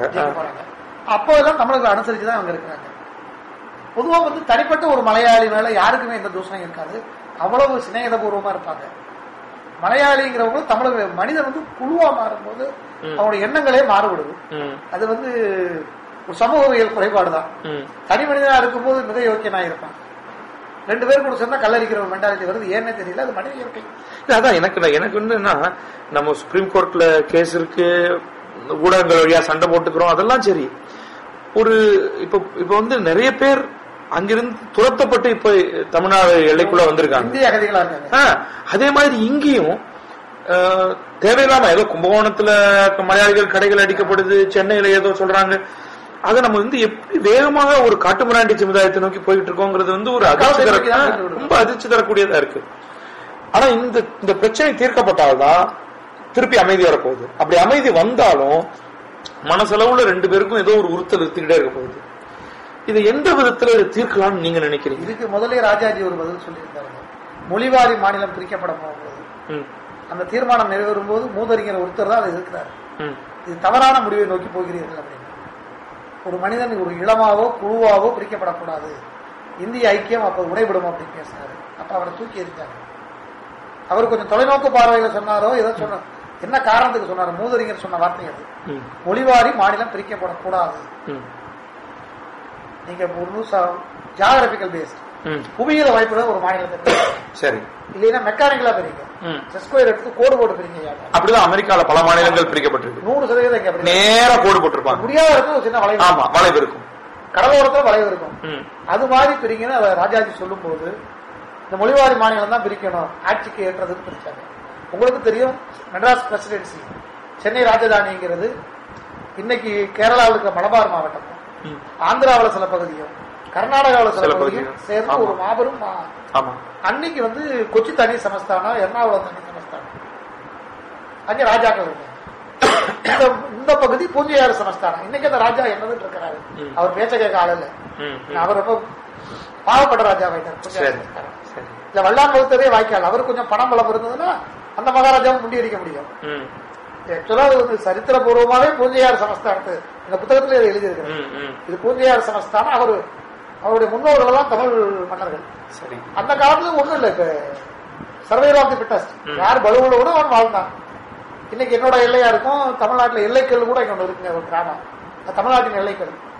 45 கிலோமீட்டருக்கு அந்த பக்கம் கேரளால இருக்கு. தமிழ்நாட்டு எல்லைக்கல்லையும் பேருக்கு அந்த கிராமம். தமிழர்கள் அது வரைக்கும் ஆட்சி செஞ்சிருக்காங்க. அடுத்து மலையாளி வந்து தேனி மாவட்டத்தில் ஆட்சி செஞ்சிருக்கலாம். இன்னைக்கு கோவை பகுதியெல்லாம் சேர மன்னர்கள் கட்டுப்பாடு இருந்தது. அவன் எனக்கு திரும்ப கோயம்புத்தூர் கொடுக்க கொடுக்கறதா? இன்னைக்கு நம்ம மக்களோட உருவாக தவறு என்ன கேட்டா, தேவி குலத்தை எல்லாத்தையும் தமிழகத்தோட சேருங்கள் அப்படிங்கிற மாதிரியா ஒரு வந்து முழுசா உங்களுக்கு தெரியும். நாஞ்சில் நாடு, நாகர்கோவில், பழக்க வழக்கம் எல்லாமே அப்படியே கேரளம். அவங்களுடைய ஆடை சரி, உணவு பழக்கம் சரி, அவங்களுடைய பொருளாதார அமைப்பு, பேச்சு வழக்கு எல்லாமே கேரளம். அவங்களை திரும்ப கொடுத்துட சமைப்பாங்கன்னா அது நம்ம நியாயம் இல்லாத வாதம். அதாவது இன்னும் சொல்ல போனா வம்புக்கு பேசுறது. அதாவது நீ இப்படி கேக்குறியா, நான் அப்படி கேட்பேன், அப்ப நீயும் அடங்கு நான் அடங்கிக்கிறேன் அப்படிங்கிற மாதிரி இருகோடுகள் மாதிரி பெரிய பெரிய கோடை போட்டு பிரச்சனை வளர்க்கறது. இந்த இதுக்கு மாற்று யோசனை அணைக்கட்டலாம் அவங்க பேசுறதுக்கு இன்னொரு அடிப்படை காரணம் என்னன்னா, அணை பலம் இல்லைங்கிறது. 999 வருட ஒப்பந்தத்தை முடிப்பதற்கு ஏதாவது வழி வேண்டும். அவங்க கையில போயிட்டு அவங்க அணை கட்டினா அது அவங்க ப்ராப்பர்ட்டி ஆயிடும். இந்த ஒப்பந்தம் இயற்கையாகவே காலாவதி ஆயிடும். ஆமா ஆமா, இந்த அணை போயிருச்சுன்னா இந்த இல்ல, ஒப்பந்தத்தை போக்க வைக்கிறது அவங்களுடைய நோக்கம். இது வரைக்கும் ஒப்பந்தத்தில் நம்ம எத்தனை விட்டு கொடுத்துருக்கோம் உங்களுக்கு தெரியும். முதல்ல மீன்பிடி உரிமை, அது கோடிக்கணக்கில் வருமானம். சுற்றுலா உரிமை, அந்த போட்டிங் ரைட் வந்து முதல்ல கேரளா போட்டு போனா தமிழ்நாட்டு பொதுப்பணித்துறையை கேட்டுதான் போச்சு. அப்படியே மாறிடுச்சு. நம்ம பொதுப்பணித்துறை வந்து அந்த ரோட்ல போறதுக்கு அனுமதி இல்லை. ரோட கேரளா வனத்துறை எடுத்துட்டாங்க. அங்க இருக்கிற போலீஸ் போர்ஸ் தமிழகத்துல சம்பளம் வாங்கிட்டு அந்த இருக்கிற கேரளா போலீஸுக்கு பணம் கொடுக்குறது தமிழக கவர்மெண்ட். அப்படிதான் எம்ஜிஆர் அக்ரிமெண்ட் பண்ணாரு. சரி சரி. நம்ம அவுட் போஸ்ட் ஒன்று இருந்ததுங்க, ஒரு புறக்காவல் நிலையம் அங்க இருந்தது. அவங்களுக்கு சிரமம் இருக்கு அப்படின்னு எம்ஜிஆர் அவங்களை திரும்ப கூப்பிட்டு அங்க இருக்கிற போலீஸே வச்சிருந்தாரு. சரி. இப்ப இப்படி ஒவ்வொரு பிரச்சனையப்பையும் ஒவ்வொன்றா விட்டு கொடுத்து அந்த ஒப்பந்தத்தில் நிறைய மாற்றங்கள் வந்தது. இப்ப அவங்களுடைய எண்ணம் இந்த ஒப்பந்தத்தையே காலாவதி செய்யணும். 999 வருஷம் ஏன்னா ஒப்பந்தம் போட்டது, அப்ப போய் சித்திரந்தார் மகாராஜாவை கேளு அப்படின்னு கேட்கிறாங்க சாதாரண மக்கள் பேசும்போது. எங்க தாத்தாவே அந்த ஒப்பந்தத்தெல்லாம் இல்ல, அது ஒப்பந்தம்ங்கிறது வந்து நம்ம ஒரு ஒப்பந்தத்தை செயல்படுத்த போறோம்னு தெரிஞ்சா அது 5 வருடமா இருக்கட்டும், 500 வருடமா இருக்கட்டும், 5000 வருடமா இருக்கட்டும், அடிப்படையில அவங்களுக்கு வந்து இந்த ஒப்பந்தத்தை செயல்படுத்துறதுல விருப்பம் இல்லை. ஒப்பந்தத்தை எப்படியாவது முறியடிக்கணும். முடிச்சுட்டு என்ன பண்ணணும்? முழுசா சொத்து அனுபவிக்கணும். அவ்வளவுதான் முல்லை பெரியாறு. அதனால அதான் நீங்க அதிகபட்ச தேவை மின்சாரம் தான். அதை தவிர எதுவும் அதான் நான் திருப்பி திருப்பி இந்த பாயிண்ட்டுக்கு வரேன். உங்களுடைய தேவை மின்சாரம் என்றால் அந்த மின்சாரத்தை ஒரு சரியான விலைக்கு தந்துடும். வீணாக இந்த பிரச்சனையை உருவாக்கி இதை வளர்த்துவதனால யாருக்கு என்ன லாபம் அப்படின்னு நேரடியா பேசி முடிச்சிடலாமே. இந்த அதுக்கு வந்து அரசியல் ரீதியில முடியணும். அது ஒரு கிராமத்துல ஒரு கதை சொல்லுவாங்க. ஒரு ஆள் வந்து ஒரு யானை கொண்டு வந்தாங்க. அந்த யானை வந்து அப்படியே கிராமத்துல வந்துட்டு இருந்துச்சு. அதை கொஞ்சம் வித்த காட்டி பொழைச்சிட்டு இருந்தாங்க. ஒரு நாள் அந்த யானை செத்து போச்சு. அந்த யானை செத்து போச்சுன்னா யானை என்ன பண்றது? சின்ன விஷயமா அதை புதைக்கிறதுக்கு இடம் கேட்டா அந்த கிராமத்துல இடம் கிடைக்கலையா? அதை ஓரமா உட்காந்து வருத்தப்பட்டாங்க. ஐயா, எனக்கு ஆனை செத்து கவலை இல்லை, இந்த ஊர்ல ஆனை மனுஷன் இல்லை, ஒரு நல்ல மனுஷன் இல்லை. வழிவாய்க்கால் சொல்லுங்க. அது மாதிரி இப்ப முல்லை பெரியாருக்கு ஒரு நல்ல மனிதர் இல்லை. ஒரு சரியான முன்னெடுத்தல் மத்திய அரசாங்கம் தான் செய்ய முடியும். மத்திய அரசாங்கம் அவங்களுக்கு இருக்கிற பிரச்சனை எல்லாம் இது எனக்கு முக்கியமா அப்படின்னு தரத்துல பிரச்சனை எல்லாம் கிடையாது. இனபிலிட்டி அதாவது ஒரு பக்கம் அண்ணா சார் ஏதோ கத்திட்டு இருக்காரு. அவங்களோட இம்பார்ட்டன்ஸ். ஆமா, இங்க வந்து FDI என்னன்னு அவங்க வந்து ஒரு லிஸ்ட் ஆஃப் பிரச்சனை வச்சிருக்காங்க. இப்ப இது வேற புதுசா வந்து சேர்ந்துட்டு இருக்கு. இது என்னடா தலையெழுத்து அப்படிங்கிற மாதிரி அவங்க பாக்குற மாதிரி தான் நான் பாக்குறேன். இளைய சமுதாயம் பெருசா எதிர்பார்க்கிற ராகுல் காந்தி நதிநீர் இணைப்புக்கு எதிர்பார்க்கிறாரு. சாத்தியமலையில் ஒற்றை வரியில சொல்றாரு, ஒரு அனுபவம் குறைந்த ஒரு பையன். அது சாதாரண சாத்தியம். ஒரு விஷயத்தை வந்து எப்படி முடிக்கிறது, இதுக்கு வழி இருக்கான்னு யோசிக்கிறதா அரசாங்கத்தோட. ஒரு வரியில இல்லைன்னு சொல்றதுக்கு அரசாங்கம் வேண்டியதில்லை. முடியாதுன்னு சொல்றதுங்கிறது எப்போடைய வார்த்தைகள் முட்டாளி நகராது. அதாவது முடியாதுன்னு எப்படி சொல்லலாம்? அதுக்கு என்ன வாய்ப்பு இருக்கு? இப்ப நதிகளை தேசியமயமாக்கணும், நதிநீர் இணைப்பை ஏற்படுத்தினா முடிஞ்சு போச்சு விஷயம். அப்ப இது உன்னோட ப்ராப்பர்ட்டி விட தமிழ்நாடு ப்ராப்பர்ட்டி, இது வந்து சென்ட்ரல் கவர்மெண்ட் ப்ராப்பர்ட்டி. அப்படின்னாலும் நீங்க வந்து பிற்காலத்துல நம்ம தொடர்ந்து இது தொடர்பாக பிரச்சனைகள் பார்க்கத்தான் போறோம். ஏன்னா இப்ப காவிரியே எடுத்துங்களேன். நீங்க இந்த ரெண்டு பிரச்சனையும் ரொம்ப அழகா விளக்குனீங்க. இப்ப காவிரி பிரச்சனை எடுத்துட்டோம்னா, தமிழகத்துல விவசாயம் காவிரி நதியை சுற்றி நன்றாக வளர்ந்தது எவ்வளவோ வருடங்களாக, 2000 வருடத்துக்கு மேல. இங்க வந்து கர்நாடகால விவசாய வளர்ச்சிங்கிறது இல்லாம இருந்தது. இதோட கம்பேர் பண்றப்ப நிச்சயமா கொஞ்சம் கொஞ்சமா சுதந்திரத்துக்கு பிறகு எப்படியெல்லாம் வந்து நம்ம ஆற்றின் தண்ணீரை பயன்படுத்த முடியும்னு அவங்க பயன்படுத்த ஆரம்பிக்கிறப்ப செக் டேம் கட்ட ஆரம்பிச்சாங்க, ப்ராப்பர் டேம் கட்ட ஆரம்பிச்சாங்க, வாய்க்கால் கட்ட ஆரம்பிச்சாங்க, தண்ணி எடுக்க ஆரம்பிச்சாங்க. அப்ப தமிழகத்துக்கான தண்ணி வரத்து குறைய ஆரம்பிச்சிச்சு. உடனே அதற்கான ஒரு டிஸ்பியூட் வருது. மைசூர் மகாராஜாவோட போட்ட ஒப்பந்தம், பின்னாடி கர்நாடக அரசும் தமிழக அரசும் போட்ட ஒப்பந்தம். அதன்படி இவ்வளவு தண்ணி வரணும், நீங்க தண்ணி குறைக்க மாட்டேங்கிறீங்க, கொடுக்க மாட்டேங்கிறீங்கிறப்ப எங்களுக்கு தண்ணி மீதி இருந்தா கொடுப்போம். இப்ப நாளைக்கு எல்லாமே மத்திய அரசின் கையில இருக்கக்கூடிய தண்ணீர் தான் அப்படின்னு வச்சுக்கிட்டாலும் அதுல எவ்வளவு தண்ணியை யாருக்கு கொடுக்கறதுங்கிறதுல வந்து இந்த மாநிலம் ஒன்று கேட்கும், இன்னொரு மாநிலம் ஒன்னு கேட்கும். ஏதோ ஒரு இடத்துல பிரச்சனை வரப்போகுது. ஆனா இன்றைக்கு இருக்கக்கூடிய மாதிரியான பிரச்சனை வராது அப்படின்னு வேணா சொல்லலாம். அது வந்து ஒழுங்குபடுத்துறதுக்கு ஒரு வாரியம் இருக்கணும். அந்த வாரியம் வந்து ஒருத்தருக்கு தண்ணி போகுதுன்னா என்ன பேசிஸ்ல, அதுக்கு ஒரு இயற்கையான நியதி. கடைமடைக்கு முதல் உரிமைங்கிறது உலகம் தழுவிய எழுதப்படாத நியதி. கரெக்ட். இப்ப அதுதான் வந்து சில பேர் நீங்க இந்த பாயிண்ட் சொன்னீங்க, இந்த கடைமடை லோவர் ரிப்பேரியன் ஸ்டேட் அப்படின்னு சொல்றோம் இல்லையா. சோ அது வந்து இந்த முல்லை பெரியாரை வச்சு சொல்றப்ப என்ன சொல்றாங்கன்னா, நான் வந்து எதிர்த்தரப்பு வாதங்களை சொல்றேன்னா, உங்களுக்கு வந்து ரிப்பேரியனும் கிடையாது. நீங்க வந்து அந்த முல்லை பெரியார் வழியிலேயே நீங்க இல்ல, இயல்பா உங்களுக்கு கிடையாது, கடைமடை கிடையாது, வெறும் ஒரு ஒப்பந்தத்தின் பேர்ல இருக்கு. அப்ப அந்த ஒப்பந்தமே செல்லாது அப்படின்லாம் நான் பேச ஆரம்பிப்பேன் அப்படின்னு. ஆனா நேச்சுரல் ஜஸ்டிஸ்ங்கிறதுக்குள்ளேயே வரல. இது வந்து ஒரு இயல்பாக ஒரு மாநிலத்து மக்கள் இந்த தண்ணியை நாங்க பயன்படுத்தவே போறதில்லை, எங்களால நீங்க இந்த தண்ணி ஃபுல்லா வந்தாலும் எங்களால பயன்படுத்த முடியாது, இன்னொருத்தர் அதுல இருந்து பயன் பெறாரு, அந்த பயனும் எனக்காக தான் கிடைக்குது. அந்த அரிசியை நான் தான் சாப்பிடுறேன், அந்த காய்கறியை நான் தான் சாப்பிடுறேன். ஏன்னா நிலம், அதாவது நான் தண்ணி தரேங்கிற மாதிரி நீங்க உங்களுக்கு நிலம் தரீங்க. யோசிச்சு பாருங்க வேற மாதிரி அங்க பாக்குறப்ப. ஏன்னா உங்களுக்கு அரிசி வேணும்னா, உங்க அரிசி வேணும்னா நீங்க எங்க விளைவிப்பீங்க? உங்களுக்கு நிலமே கிடையாது. உங்களுக்கு அரிசி வேணும்னா நீங்க தமிழ்நாட்டு நிலத்துலதான் அரிசி விவசாயம் பண்ணி ஆகணும் இல்லையா? அவங்களுக்கு மனப்பூர்வமா புரியுது. அப்ப இந்த மாதிரியான ஒரு பிரச்சனை இருக்குன்னா இதுக்கு ரெண்டு விதமான சொல்யூஷன் நான் ஒரு வெளியில இருந்து இருக்கிற ஒருத்தரா நான் பாக்குறேன். ஒன்னு முரட்டுத்தனம் சார்ந்த சொல்யூஷன், இந்த முரட்டுத்தனம் தான் வந்து எனக்கு என்ன பயம்னா, இந்த முரட்டுத்தனம் தான் நடக்க போகுதோ அப்படிங்கறதா பயம். ஒண்ணு இப்பவே பேசிட்டாங்க, 23ஆம் தேதி எல்லா லாரிகளும் ஒரு நாள் 21 நாளைக்கு 21ஆம் தேதி எல்லா லாரிகளும் போக போறது இல்லை அப்படின்னு. 13 வழி இருக்குது இன்னைக்கு கேரளா, 13 வழியிலும் மறிக்கிறாங்க. இதை எக்ஸ்டெண்ட் பண்ண முடியும். அதாவது ஒரு வாரம் தமிழகத்திலிருந்து ஒரு வண்டியும் கேரளாவுக்குள்ள போலன்னா கேரளாவுக்கு என்ன ஆகும்? பொருளாதாரம் சாப்பிடறதுக்கு சாப்பாடு இருக்காது இல்லையா? அரிசி வேணா வாங்கி வச்சிருந்திருக்கலாம் முன்னாடி. எவ்வளவு நாளைக்கு இருக்கும்? அப்ப பால் மிகப்பெரிய தேவை.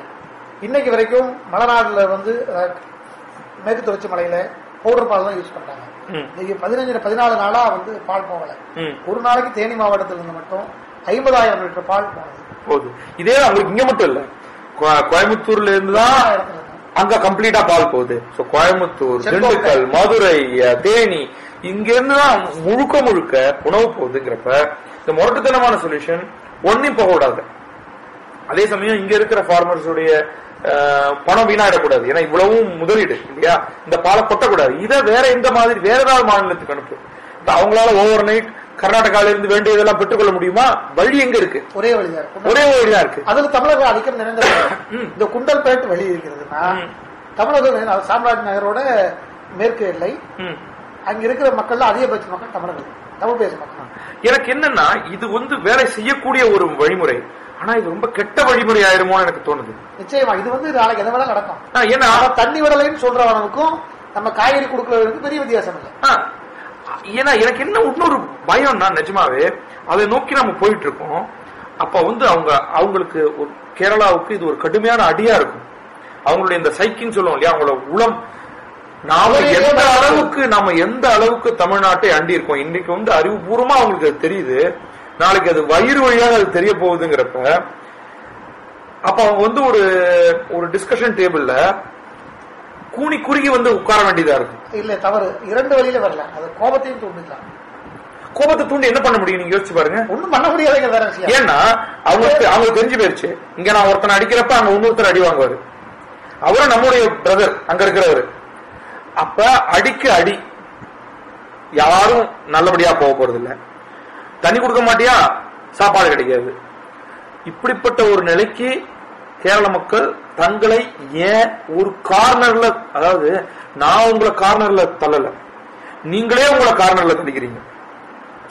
இது வந்து எவ்வளவு மோசம்னு கேரளாவில் இருக்கக்கூடிய கேரளாவில் இருக்கக்கூடிய மக்கள் யோசிக்கிறாங்களா, அரசியல்வாதிகள் யோசிக்கிறாங்களா, அறிவுஜீவிகள் யோசிக்கிறாங்களா எனக்கு புரியல. அரசியல்வாதிகள் யோசிப்பதற்கு வாய்ப்பே இல்லை. அவங்களுக்கு வந்து முல்லை பெரியாறுங்கிறது சுத்தமா அரசியல் நோக்கம் உள்ளது. அறிவுஜீவிகள் பேசுறது இல்லை. அதை பத்தி பேசுனா அவங்களுக்கு கெட்ட பேர் வருது. ஒரு சினிமா நடிகர் ஒருத்தர் பேசினாரு குமுளியில வந்து பேர் மறந்துருது, தமிழ் படத்துல நடிச்சிருக்காரு, ஒருத்தர் சொன்னாரு தமிழகத்துக்கு வரலைன்னா என்னையா பண்ணுவ சோத்துக்குன்னு பேசுறது கல்லெடுத்து ஒரே ஒரு எழுத்தாளர் பேசியிருக்காரு. அது வெகுஜனத்துல மற்ற அவங்களெல்லாம் வந்து காரணம் பண்றாங்க. அது ஒரு கூக்குரல்ல ஒரு தனிக்குரல் ஒழிக்காது. பெரிய ஆட்பறிக்கும் கூக்குரல்ல ஒரு தனிக்குரல் நியாயமான குரல் ஒழிக்குமா? வாய்ப்பே இல்லை. நியாயமான குரல் எல்லா பக்கத்திலையும் இருக்கும். தமிழகத்திலையும் இன்னைக்கு பாருங்க, மக்களுடைய எழுச்சி உணர்வுபூர்வமான எழுச்சி தான், அறிவுபூர்வமான எழுச்சி கிடையாது.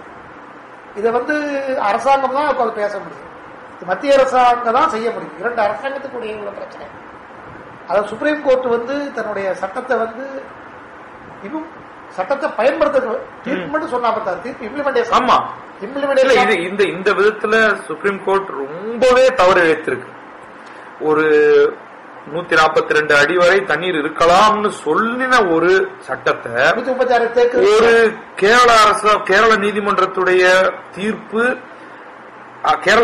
கேரள சட்டமன்றத்துடைய ஒரு தீர்மானம் உச்ச நீதிமன்றத்தோட தீர்ப்புக்கு எதிராக இருக்குன்னா, அப்ப நீங்க என்ன வேணாலும் நீங்க வந்து இப்போ உச்ச நீதிமன்றம் வந்து ஒருவருக்கு மரண தண்டனை கொடுக்குதுன்னு வச்சுங்க, உடனே ஒரு சட்டமன்றம் வந்து மரண தண்டனை கிடையாது அப்படின்னு சொல்லுது. இப்படி தொடர்ந்து இந்த மாதிரியே போயிட்டு இருந்ததுன்னா மதிப்பு இல்லை.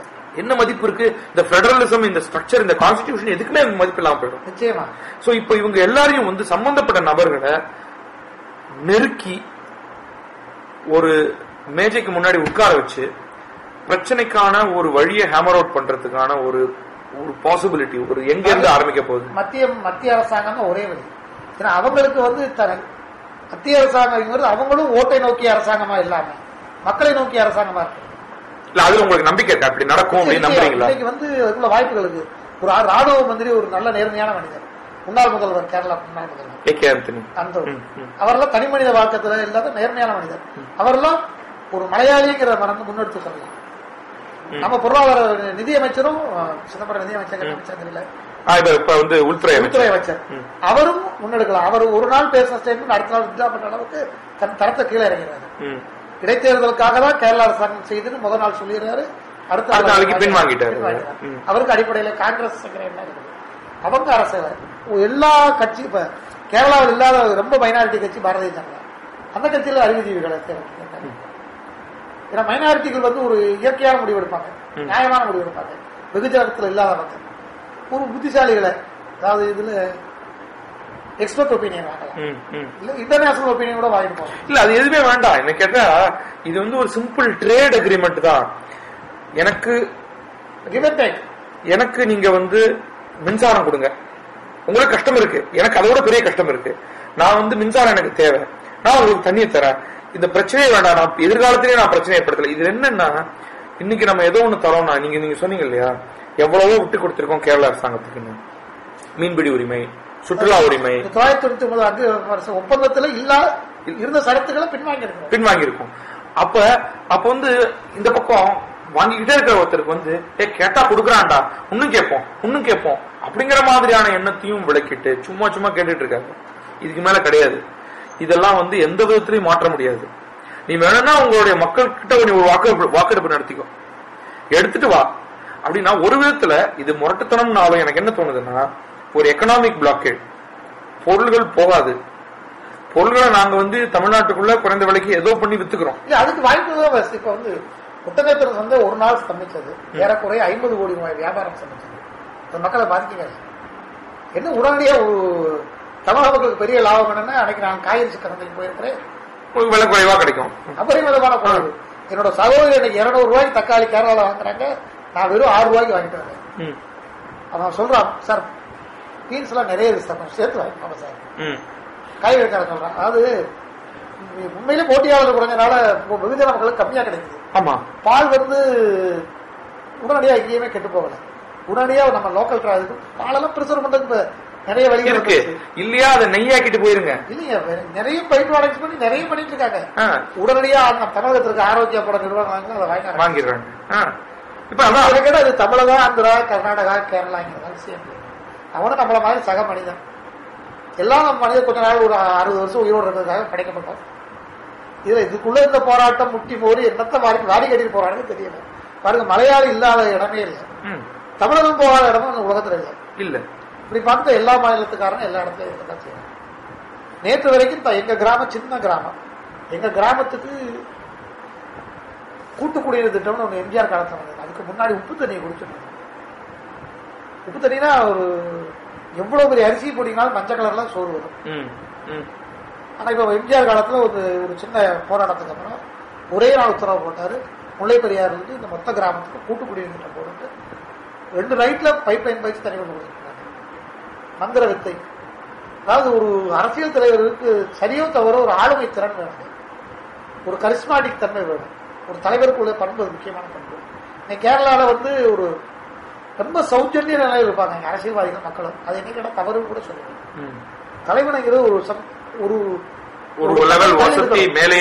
அப்பதான் தலைமைக்கு சரியான செய்யும். எவனும் எல்லாரோடையும் பீடி குடிச்சிருந்தா மதிக்க மாட்டான். இது எனக்கு நீங்க சரியா இருந்தாலும் சரி, தப்பா இருந்தாலும் சரி, இல்ல நீங்க உங்க கருத்தை சொல்றீங்க அவ்வளவுதான். ஏன்னா அப்பதான் ஒரு தலைமைக்குள்ள பயம் இருக்கும். பயம் இல்லாத தலைமையே இல்லை. அப்பா என்ன சொல்லுவாரோ குழந்தைக்கு லேசா பயம் இருக்கணும். அப்பாதான் குடும்ப தலைவன், அவர் பிராக்ரஸ் கைக்கு போடுவாரா அப்படின்னு பயம் இருக்கணும் குழந்தைக்கு. நம்ம அப்பா தானே எப்படி இருந்தாலும் போட்டுருவாரு, என்ன வந்ததுன்னா குடும்பம் கெட்டு போயிடும். அதே மாதிரி ஒரு சரியான அரசியல் தலைமைங்கிறது one step forward and one step ரிசர்வ்டா இருக்கணும். ஒரு படி முன்னால் இருக்கணும், ஒரு படி இறுக்கமா இருக்கணும். அப்பதான் சரியான தலைமை. எல்லாமே டிஸ்க்ளோசர் பண்ணிட்டாங்க, எல்லாமே வெளிக்காடிட்டாங்கன்னா நல்ல தலைமை இல்லை. தலைவர் என்ன சொல்லுவாரோடு காத்திருக்கணும். நம்ம தலைவர் இதாயா பேசுவார் முடிவெடுத்த கூடத்துக்கு போக மாட்டானே. சோ அங்கே ஒரு நல்ல தலைமை இல்லை. நம்ம மாநிலத்தில் ஏறக்குறைய இருக்குன்னு சொல்லலாம்.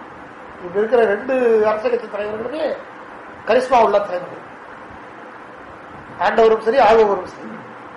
சரிங்களா? அவங்களுக்கு கரிஸ்மா இப்ப இருக்கிற புரட்சி தலைவர் நினைத்திருந்தா இந்த 1 லட்சம் மக்கள் பேரணியை 1 மணி நேரத்தில் நடக்க முடியும். அவங்க ஏன் அடக்கல? அது கூட அதுல ஒரு கான்ட்ரவர்சி வந்தது. அங்க ராஜேஷ் தாஸ்ங்கிற அதிகாரி வந்து இல்ல எல்லாரையும் கைய கால உட அப்படின்ன மாதிரி எஸ்பி தேனிக்கு இருந்தாரு. ஒரு சும்மா கேசுவலா பேசணும். வெகுஜன ஊடகங்கள்ல வர அளவுக்கு இல்ல. உண்மையிலே அரசு நினைச்சிருந்தா இந்த போராட்டத்தை ஒரு நாள்ல பிசுபிசு வச்சிருக்கும். உங்களுக்கு தெரியாது. ஏன்னா நம்ம வந்து யாரையும் எந்த ரூபத்திலையும் எவ்வளவு அதிகாரத்தையும் பயன்படுத்தக்கூடிய மனதைரியம் உள்ள ஒரு தலைவி. ஆனா இதை வந்து விட்டு பார்க்கறாங்க, பயமுறுத்தணும். கேரளாவில் போர்ஸ் தமிழர்களுக்கு இதுல வந்து வீரம் வருது, இவங்களால செய்ய முடியுங்கிற பாரம் எல்லை மீறாம இருக்கட்டும். எந்த ரூபத்திலையும் குமிழியில பார்டரை தாண்டக்கூடாது, கம்பம் வீட்டுல பார்டரை தாண்டக்கூடாது. அது வரைக்கும் உள்ள போர்ஸை பயக்காட்டிட்டு அப்படியே நடத்திட்டு இருக்காங்க. இது வந்து என்னோட கருத்து அரசோட மறைமுக ஆதரவோட தான் நடக்குதுங்கிறேன். ஏன்னா இன்னைக்கு அரசாங்கம் நினைச்சிருந்தா போலீஸ்ங்கிறது பெரிய விஷயம் இல்லை. குருவி சொல்ற மாதிரி பரமக்குடியில் சுட்டு குடிச்சாங்க. இங்க ஒரு ஓபன் ஃபயருக்கு ஆகாயத்தை விட்டு ஓடி போயிடுவாங்க வீட்டுக்கு. எங்க மக்களுக்கு போராட்டம்ங்கிறது புதுசு. இது வந்து ஒரு ஆர்கனைஸ்டு போராட்டமும் கிடையாது, ஒரு கட்சி சார்பான போராட்டம் கிடையாது, வெறும் உணர்வுபூர்வமான போராட்டம். அதுவும் கூட அந்த சில துன்புறுத்தல்கள் நடந்ததை வந்த வதந்தி கூடு செய்திகள் வந்து தவறான பரவுகள் 1 2 ஆனது 2 4 ஆனது ரேபிட் மல்டிபிளிகேஷன். அதனால வந்த விளைவு தான். இது அரசாங்கம் நினைச்சிருந்தா தமிழ்நாட்டு போராட்டத்தை அடக்க முடியும். ஆனால் அரசாங்கம் இந்த போராட்டம் இதே நிலைமையில் இருக்கு, அவங்களை பயமுறுத்தலாங்கிற காரணத்துக்காக வச்சிருக்கிறது என்னோட கருத்து. இதுக்கு உள்ள வாய்ப்புகள் தான் கூடுதல். இன்னைக்கு அரசாங்கத்தில் இல்லாத பலம் இல்லை. பேராமிலிட்டரி திருச்சிக்கு 1 மணி நேரத்தில் வந்துட முடியும், மூவ் பண்ண முடியும் ஃபோர்ஸ். ஆனா ஏன் பண்ணல? அவங்களுக்கு பயம் காட்டுறாங்க. இல்ல இங்க ஃபோர்ஸ் ஒன்னா இருக்குது, நம்மளுக்கு என்ன வேணாலும் நடந்துருவோங்கிற பயத்தை ஊற்றுறதுக்காக செய்யறாங்க. இந்த அளவுக்கு ஒரு அஜிடேஷன் கேரளால இல்லவே இல்லை. இவ்வளவு பெரிய மாஸ் ரேலே எங்கேயும் நடக்கல. ஒரு சின்ன இடங்கள் தான், சின்ன வன்முறைகள் தான், பெரிய அளவில் எதுவுமே நடக்கல. சரி, இது நம்ம நல்லா விரிவாவே பேசிட்டோம். கடைசியாக எனக்கு ஒரு 2 பாயிண்ட் சொல்லுங்க. எனக்கு இது எப்படி நீங்க போகும் அப்படின்னு பாக்குறீங்க? உங்களுடைய பார்வையிலிருந்து நிச்சயமா அந்த தண்ணி தொடர்ந்து கிடைக்கணும். அப்பதான் வந்து 5 மாவட்டங்களுடைய வாழ்வாதாரம் அதுலதான் இருக்கு. அது எந்த விதத்துல மக்கள் சக்தி அதை நோக்கி உங்களுக்கு தேவையான சொல்யூஷன் வர்ற மாதிரி நடக்கும்? இந்த அணைங்கிறது குமுளியிலிருந்து தொட்டுவிடும் தூரம். குமுளி மலையிலிருந்து வெறும் 6 கிலோமீட்டர். அதுல சின்ன பிரச்சனைனாலும் தமிழக மக்கள் திரண்டு போவதற்கு வாய்ப்புகள் அதிகம்.